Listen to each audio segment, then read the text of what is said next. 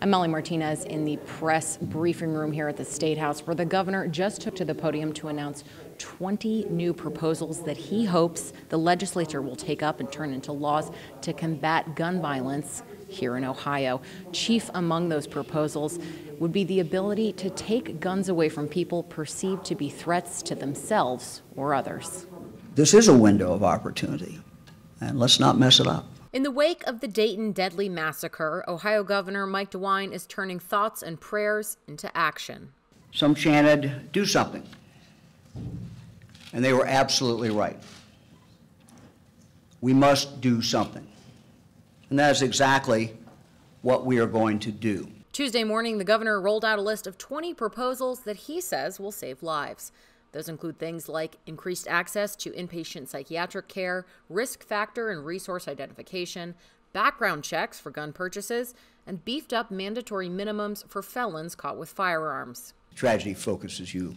The top of that list is what some refer to as red flag laws, but this is what the governor calls it: safety protection orders. We have to empower people to get help for family or loved ones who may be a danger to themselves or a danger to others. Even some gun rights activists are on board, saying they're fine with their proposals as long as there's due process. I'm pretty happy with this result. It could have been much worse.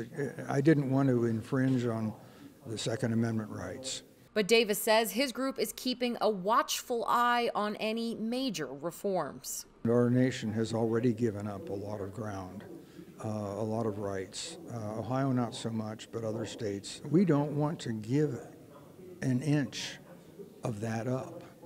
And we like the laws we have, and we feel that we can protect ourselves. Others, like the Cohens, say these solutions address symptoms and not the disease.